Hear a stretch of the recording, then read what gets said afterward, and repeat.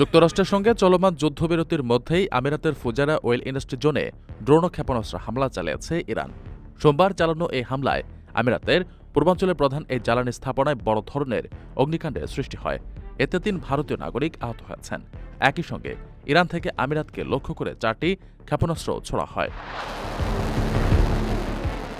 এই হামলার পর মধ্যপ্রাচ্যের ভূ রাজনীতিতে নতুন করে গভীর উদ্বেগ উত্তেজনা তৈরি হয়েছে। বিশেষ করে অতীতের একটি সতর্ক বার্তার সূত্র ধরে এ হামলাকে তাৎপর্যপূর্ণ বলে মনে করছেন বিশ্লেষকরা।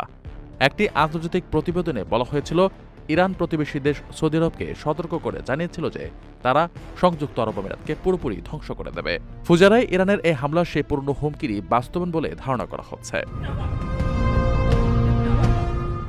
আমিরাতের ফুজারা এমিরাতের জনসংযোগ বিভাগ ও প্রতিরক্ষা মন্ত্রণালয়ের বিবৃতি অনুযায়ী প্রতিষ্ঠানের কর্মী ও বেসামরিক প্রতিরক্ষা বাহিনীর দ্রুত তৎপরতায় অল্প সময়ের মধ্যে আগুন নিয়ন্ত্রণে আনা সম্ভব হয়েছে।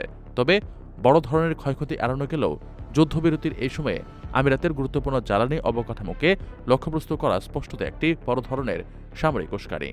সৌদি আরবের কাছে দেওয়া আমিরাতকে ধ্বংস করার সেই প্রচ্ছন্ন হুমকি এখন আর কেবল সতর্কবার্তায় সীমাবদ্ধ নেই, বরং ড্রোন ও ক্ষেপণাস্ত্রের মাধ্যমে ইরান তা বাস্তবে রূপ দিতে শুরু করেছে বলেই দৃশ্যমান হচ্ছে।